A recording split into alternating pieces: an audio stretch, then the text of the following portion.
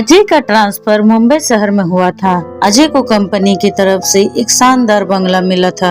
अजय की पत्नी अंजलि और उसकी 5 साल की बेटी नेहा बहुत खुश थी। अजय अपने परिवार के साथ उस बंगले में पहुँचे, तभी वहाँ बहुत पुराना चौकीदार रामू आया। सलाम साहब, आप कौन हो? मैं यहाँ का बहुत पुराना चौकीदार हूँ। तभी उसकी बेटी बोली, पापा हम यहाँ रहेंगे। हाँ बेटा, अब से ये हमारा घर है। सच में अजय, ये तो बहुत खूबसूरत बंगला है। बंगला मिलने के बाद अजय का पूरा परिवार बहुत ही खुश था। एक दिन अंजलि मार्केट से घर आ रही थी, तभी अंजलि का एक्सीडेंट हो जाता है और वहाँ भीड़ इकट्ठी हो जाती है। तभी रामू वहाँ से गुजर रहा था।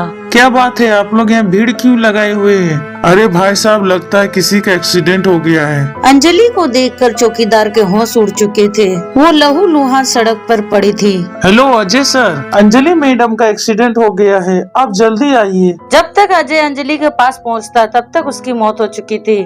अंजलि, ये क्या हो गया? अंजलि उठो ना।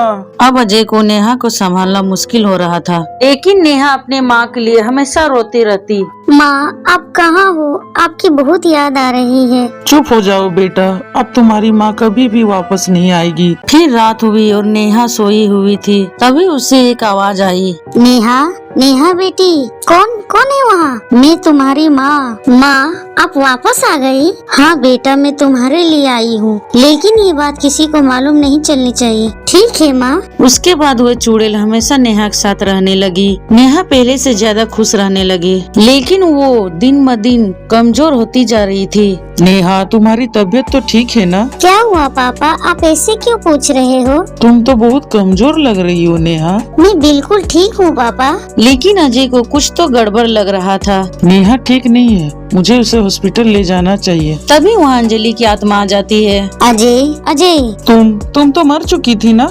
हाँ अजय, मुझे नेहा की वजह से वापस आना पड़ा। हमारी बेटी खतरे में है, उसे बचा लो अजय। इतना कहकर अंजलि गायब हो गई। अंजलि, किससे खतरा हमारी बेटी को? कुछ तो बताओ।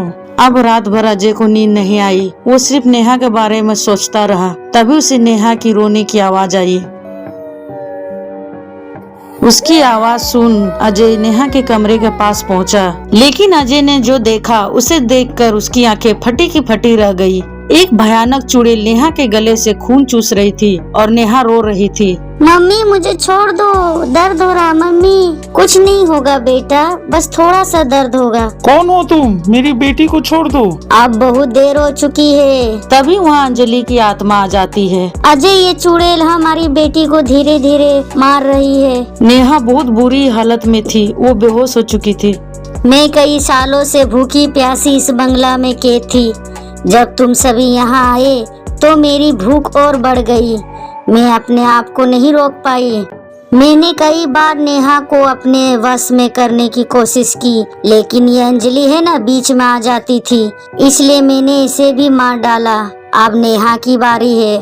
नेहा का खून बहुत ही मजेदार है। छोड़ दो मेरी बेटी को, मैं तुम्हारे आगे हाथ जोड़ता हूँ। हे भगवान, मेरी बेटी को बचा लीजिए। तभी वहाँ चौकीदार आ जाता है और वो कुछ मंत्र पढ़कर चुड़ैल के ऊपर गंगा जल फेंकता है। ये क्या किया तुमने?